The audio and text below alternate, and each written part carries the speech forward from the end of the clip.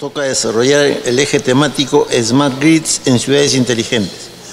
Como primer expositor vamos a tener la satisfacción de presentar al doctor Braulio Chuco, que va a disertar el tema prueba de performance dinámica de sistemas HVDC en tiempo real. El expositor Braulio Chuco es ingeniero electricista de la Universidad Nacional del Callao.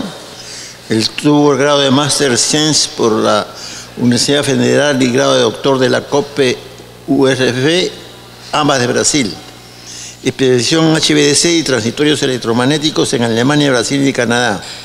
El doctor Chuco ha ejecutado más de 90 estudios de transitorios electromagnéticos en transformadores y línea de transmisión corriente alterna entre 138 a 765 kV y en línea de transmisión corriente continua más o menos entre 600 a 800 kilovoltios.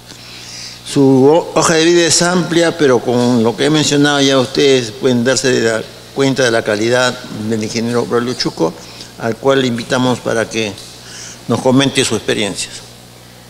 Aplausos para él, por favor.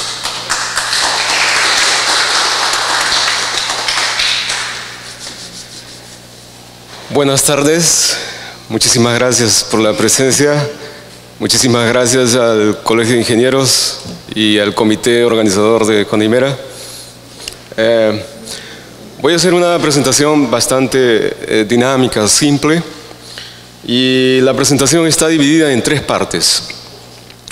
Una primera parte para dar una visión general sobre la tecnología que se aplica en este tipo de líneas de transmisión, corriente continua.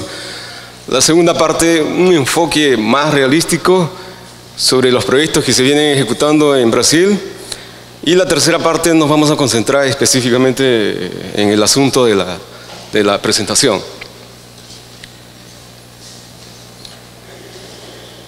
Ustedes, como podrán observar en la diapositiva, ¿tienes un puntero, por favor? A ver, con el mouse. Okay. Podemos utilizar en diversas aplicaciones estos conversores. Son conversores cuya entrada va a ser corriente alternada. Esa corriente alternada puede venir de una generación directamente o puede venir de otro sistema eléctrico. Y estos conversores van a hacer que la corriente alternada se convierta en una corriente continua y luego nuevamente vamos a hacer una inversión. Vamos a tener una salida CA. Entonces, teniendo en cuenta que tenemos un sistema eléctrico de potencia de 60 Hz, a ella podríamos integrarle a través de varias fuentes de energía, como parques eólicos offshore o cargas especiales. Podríamos llevar energía a cargas especiales donde inclusive no tengan potencia de cortocircuito.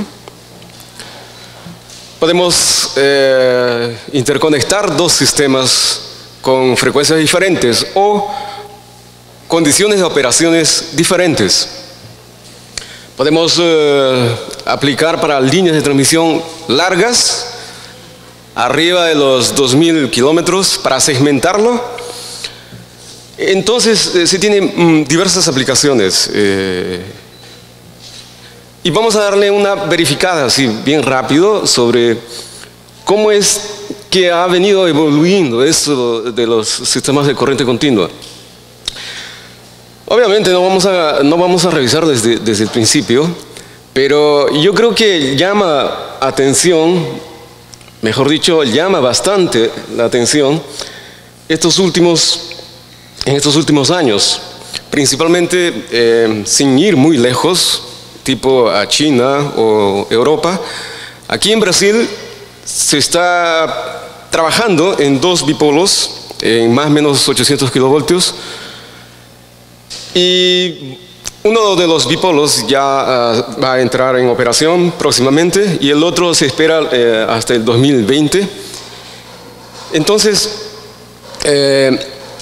a pesar de que la energía inicialmente se transfería en corriente continua, luego se perdió un poco para corriente alternada, pero vean ustedes que corriente continua sigue vigente, tan vigente como para resolver grandes problemas.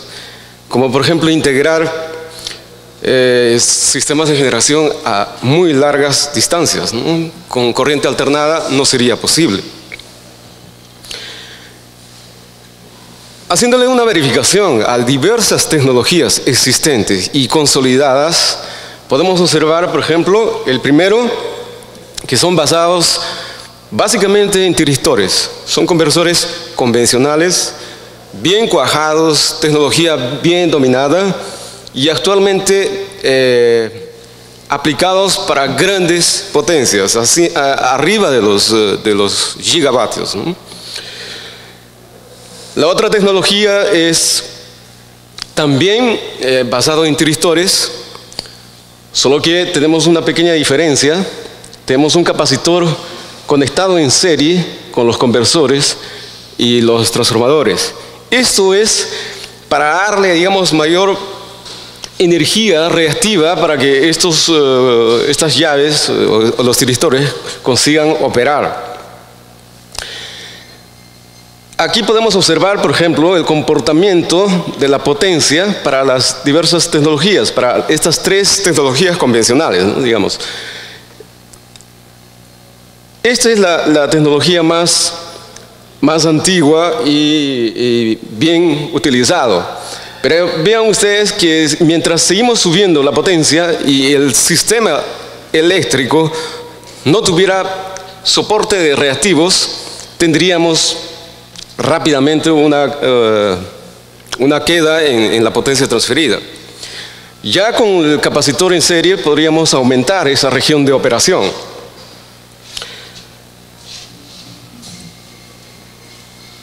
Esta es una tecnología más reciente, pero también ya bien dominada, ya aplicado comercialmente en diversos países. En Brasil aún no se tiene esta tecnología. En Brasil todavía se está usando aquella primera tecnología que observamos en la anterior diapositiva. La diferencia en este caso es que además de controlar la potencia activa que quisiéramos transferir a través de la interconexión, podemos controlar la potencia reactiva en ambos terminales de forma independiente. Entonces eso nos da una gran flexibilidad y gran controlabilidad para ambos sistemas eléctricos interconectados. Dentro de esta tecnología existen, digamos, actualizaciones continuas. Acá podemos observar, por ejemplo, la región de operación, aquí en la parte de abajo, delimitada aquí. Tenemos la región de operación para los sistemas de transmisión en corriente continua con tiristores. Observen que, si bien es cierto, potencia activa es bidireccional, es decir, potencia activa a partir de una referencia podría ser positivo o negativo.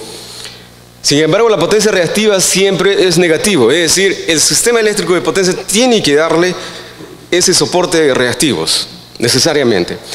Ya el VSC, que es con IGBTs, la región de operación es en los 4 cuadrantes. Es decir, además de controlar la potencia activa, bidireccionalmente podemos controlar la potencia reactiva.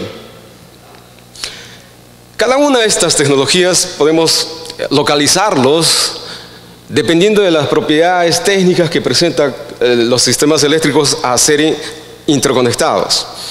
Uno de esos parámetros que necesitamos tener cuidado, que necesitamos calcularlas antes de definir qué tipo de tecnología se tiene que aplicar para un determinado proyecto, es el ESCR. Es una potencia de cortocircuito relacionado a la potencia que voy a transferir a través de esos conversores. Entonces, esa relación de potencia de cortocircuito con respecto a la potencia que se requiere transferir a través de los conversores, además caracteriza a mi sistema eléctrico de potencia. Si la potencia de cortocircuito en una determinada barra es próxima a cero, todos nosotros sabemos que podemos llamarle a ese sistema muy débil, porque la potencia de cortocircuito es bien baja. Entonces, más o menos está relacionado con esa lógica. Si la relación de esa potencia de cortocircuito es bien baja, entonces podemos decir que el sistema es muy débil. En esa región, la única tecnología que sería capaz de operar correctamente o satisfactoriamente sería los conversores basados en IGBTs, aquellas últimas tecnologías que les he mostrado. Ya los conversores convencionales no serían capaces de operar en esta región. Ya entre 1.5 a 3 veces, digamos, la potencia de cortocircuito en relación a la potencia que se desea transferir, aquí podría operar aquella tecnología convencional, pero con ciertos cuidados. Entonces, podemos decir que para interconectar a través de un conversor convencional, mínimamente necesitamos tener por lo menos 2.5 veces la potencia de cortocircuito. Es decir, suponiendo que queremos transferir 100 megavatios, entonces necesitamos por lo menos 250 megas de potencia de cortocircuito en la barra donde se debe conectar esa tecnología convencional.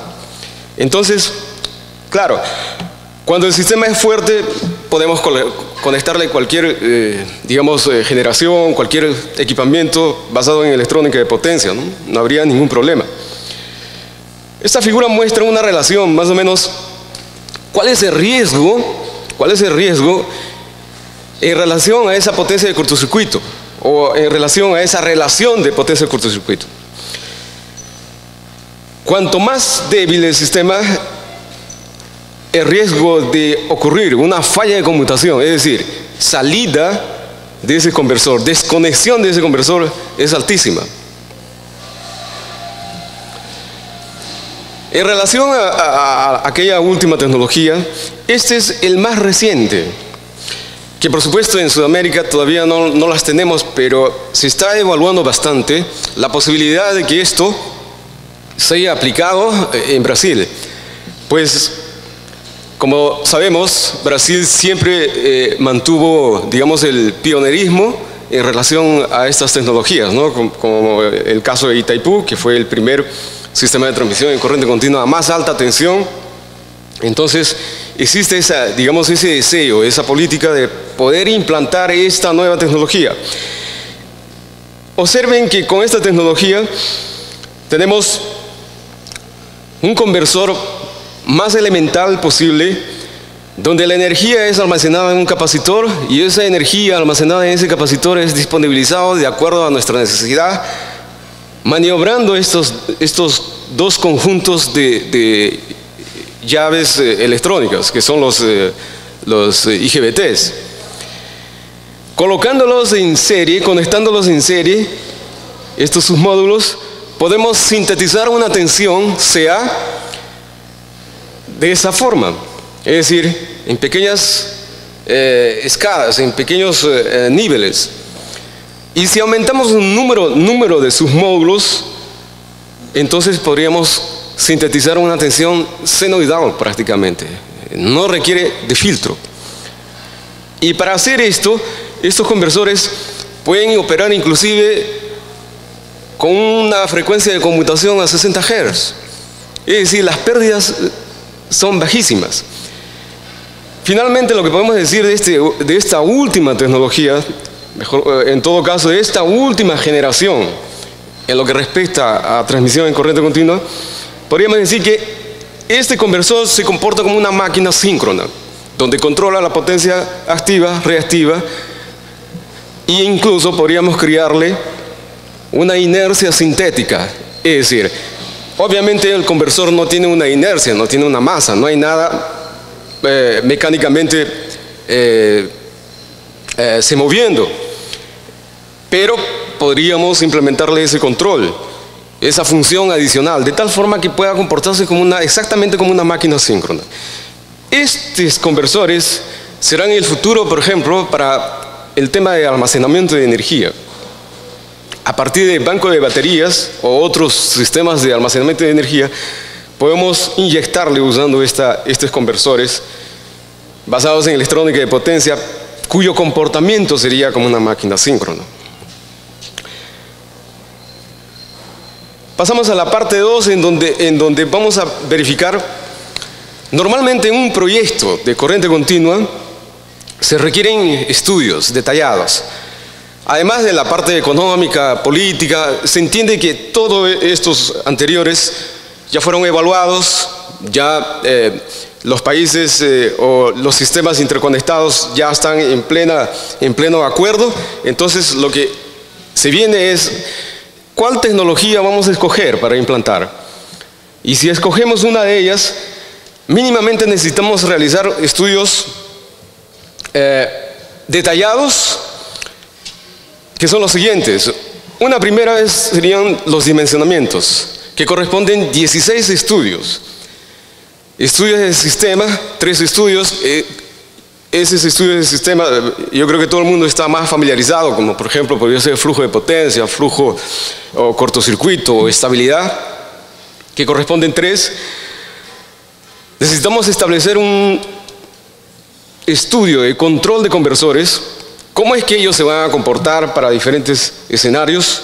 Necesitamos hacer un estudio de línea de electrodo, porque estos conversores tienen un neutro y ese neutro tenemos que conectarlo a cierta distancia de la estación conversora. Necesitamos realizar estudios de maniobras de patio CA, que corresponde, por ejemplo, calcular las tensiones transitorias de restablecimiento en los interruptores. Necesitamos hacer estudios de líneas de transmisión. Total se requieren hacer por lo menos 44 estudios, mínimamente, para definir adecuadamente este proyecto de transmisión en corriente continua. En Brasil, lo que se utiliza para realizar estos estudios son, por ejemplo, para flujo de carga o flujo de potencia, el software ANARED, que es desarrollado por los propios brasileños a través del centro de investigación de ellos, CEPEL. Se requiere hacer estudios de transistores electromecánicos, ANATEN, que también es otro software desarrollado por ellos mismos. Y se requiere hacer estudios de transistores electromagnéticos, y en este caso, obligatoriamente hay que utilizarlo el ATP, es un software gratuito, y el PSCAT. El PSCAT requiere de un licenciamiento comercial, pero observen que todo el proyecto está esquematizado, está definido, cuáles son los pasos que se tienen que hacer, número de proyectos mínimos necesarios para poder definir el sistema de transmisión. Con todos aquellos 44 estudios, podemos entonces especificar los transformadores de los conversores, los reactores de alisamiento, las válvulas, en este caso los tiristores, los pararrayos, las bushas, los aisladores, es decir, todas las componentes del sistema de transmisión en corriente continua debidamente especificados. Cada proyecto, cada estudio que les he mencionado tiene un plazo máximo de 180 días. Entonces, como verán ustedes, para los 44 estudios, y además de hacer los modelos, porque para hacer estos estudios necesitamos elaborar modelos fidedignos, se requiere un batallón de gente trabajando en este proyecto, ¿no? Entonces, afortunadamente, Brasil tiene más de 250 millones de habitantes, entonces hay muchos ingenieros que puedan trabajar y puedan ejecutar proyectos en paralelo, ¿no? Este es el escenario actual donde podemos observar claramente los sistemas de transmisión en corriente continua existentes, como es el caso de Itaipú, como es el caso de Madera, Río Madera, los 2 bipolos. Hasta ahí tenemos 4 bipolos operando actualmente. El bipolo 1 de Belo Monte está en construcción, que próximamente se va a comisionar. El bipolo 2 de Belo Monte está en fase de estudios, estamos trabajando en la fase de especificación de equipamientos, etc. Y se tiene planeado más un bipolo que interconectaría